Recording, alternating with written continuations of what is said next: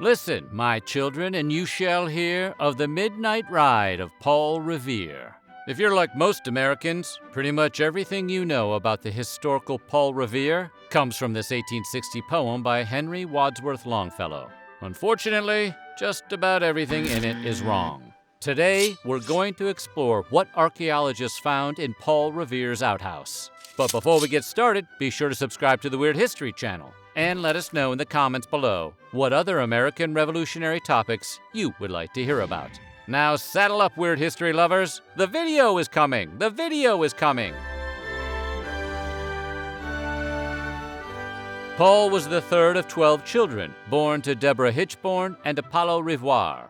Apollo, who later anglicized his name to Paul Revere, made a name for himself in Boston as a skilled silversmith. It was a trade he would eventually pass down to his son, the second Paul Revere. Paul went on to take over his father's shop, maybe because all the signs for Paul Revere's silversmith shop were already made. At 22, Paul had a wife, his own shop, and a baby on the way, which was the first of 16. But times were tough. The British recession following the 7 Years' War was felt deeply in the colonies, and Boston in particular. To help make ends meet, Paul took on a new practice. He became a dentist, because apparently that was just something you could pick up back then without having to go through all that schooling stuff. Paul's favorite client was a physician and rabble-rouser by the name of Joseph Warren. Somehow, Joseph and Paul became fast friends, despite the fact that this is an actual picture of the tools Paul was working with. That can't feel good. Joseph Warren introduced Paul to the Sons of Liberty, a loosely organized political group whose motto became, "No taxation without representation." Paul quickly made a name for himself within the group by printing and disseminating metal engravings espousing political themes. But Paul truly believed in the cause. He put his money where his mouth was when he, alongside his former patient turned co-conspirator, became one of the ringleaders of the infamous Boston Tea Party. At around 10 p.m. on the night of April 18, 1775, Joseph Warren sent Paul Revere and fellow revolutionary William Dawes on a top-secret mission. The two men were instructed to ride from Boston to Lexington to Concord and warned the Colonial militias that the King's men were en route to capture Samuel Adams and John Hancock. Paul Revere made it to Lexington around midnight. William Dawes arrived a half-hour later. Had Dawes ridden just a little bit faster, today everyone might know of the midnight ride of William Dawes. Shouldn't have taken that bathroom break. Instead, Paul was the first to arrive, and he received all the credit. Paul completed his mission, warning the patriots of Lexington of the impending invasion.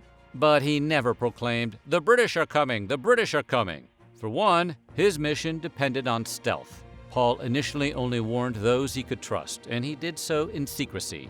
Secondly, "the British are coming" would have made no sense to the colonists because even the most ardent patriot, at that point, still considered themselves British. What Paul Revere actually said is, "The regulars are coming out." The regulars are out! Sound the alarm! This referred to the regular army of King George III.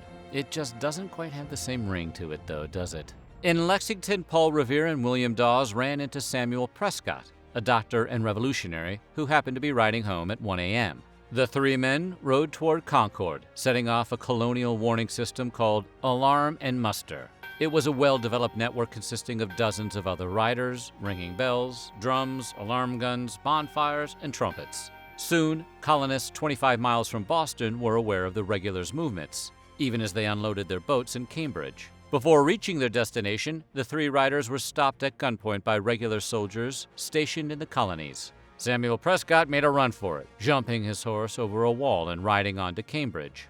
Dawes followed suit, but he fell off his horse and never completed the ride.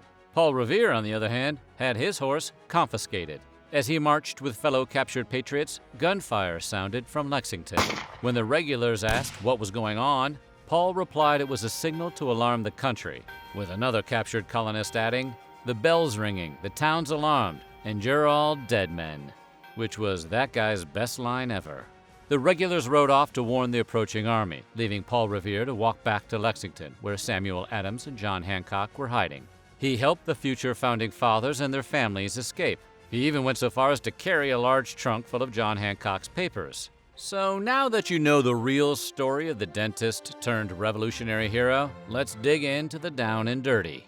On September 2017, archaeologists began excavation on an outhouse, or privy, found behind the home of Paul Revere's cousin and next-door neighbor, Nathaniel Hitchborn. Historians speculate that Revere and his large family spent a great deal of time at the Hitchborn house, and most likely dropped many a deuce.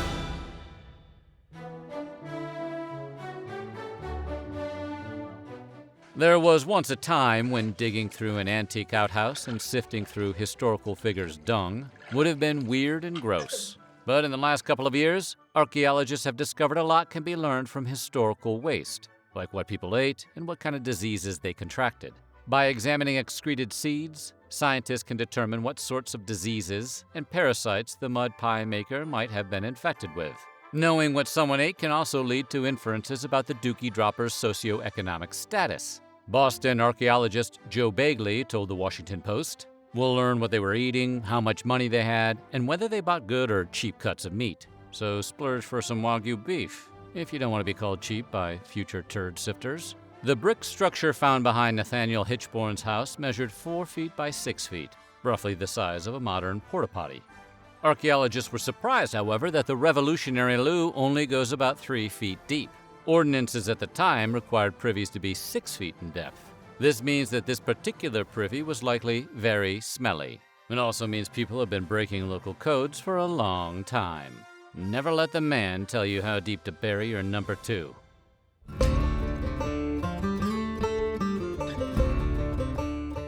When digging through an ancient toilet, archaeologists look for a very specific type of soil. Joe Bagley calls it night soil, and unsurprisingly, it smells pretty bad.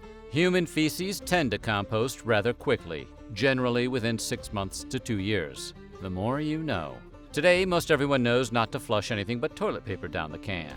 Even those so-called flushable wipes are never truly flushable. But things were different in the time of Paul Revere. Privies weren't just for ones and twos, they were convenient garbage dumps for everyday household trash. But one person's trash is another one's treasure. Part of a German-made beer stein, a 1700s tobacco pipe, pieces of coal, and antique pottery were just a few of the many treasures found while rummaging through the Hitchborn-Revere family waste. Archaeologists say they're still searching for the remains of Goldie, Paul's daughter's pet goldfish, whom Paul swore just missed the ocean and wanted to get back home. I'm sure he's happy. It's a plausible story.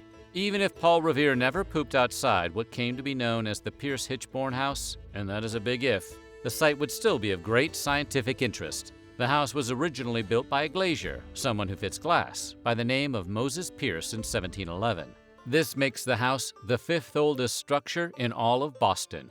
The Pierce-Hichborn house had been designated as a historical landmark and as a popular tourist destination, thanks to the efforts of the Paul Revere Memorial Foundation, who took over the house in the 1970s. Visitors are advised to check online for hours of operation and to please use the potty before your arrival.